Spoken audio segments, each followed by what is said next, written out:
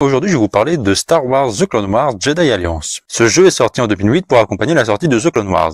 Dans ce jeu, on va incarner 6 Jedi différents, Plo Koon, Kit Fisto, Windu, Obi-Wan, Anakin, Ahsoka.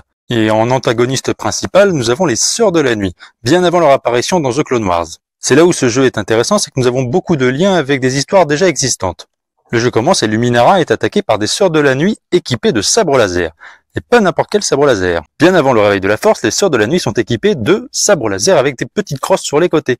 Donc non, Kylo Ren n'est pas le premier à en utiliser. Il y avait d'ailleurs Oblio Darte, un autre Jedi, qui en utilisait déjà un. Comme je le disais, Luminara a été attaqué et les Jedi sont envoyés pour découvrir ce qui s'est passé. Et au cours de leur enquête, on va souvent tomber sur des planètes déjà vues dans The Clone Wars comme Christophe 6 ou Rodia.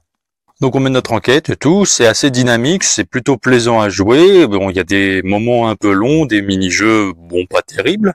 Mais comme tout bon média Star Wars, on a beaucoup de liens avec le reste.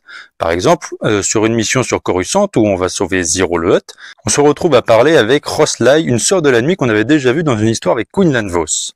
On découvre au fur et à mesure de l'histoire que les Sœurs de la Nuit se sont alliées à Dooku et Ventress pour créer une nouvelle super arme. La cousine directe du malveillant vu dans la série The Clone Wars. Littéralement la cousine, c'est créé par la même industrie. Et on affrontera régulièrement ce clan de Sœurs de la Nuit dirigé par Sai Sirku et Yonsu Gyark.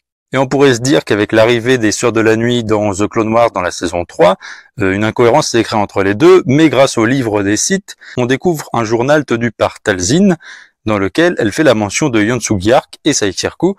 Voilà, si ça vous a plu, n'hésitez pas à vous abonner à ma chaîne YouTube Curlon.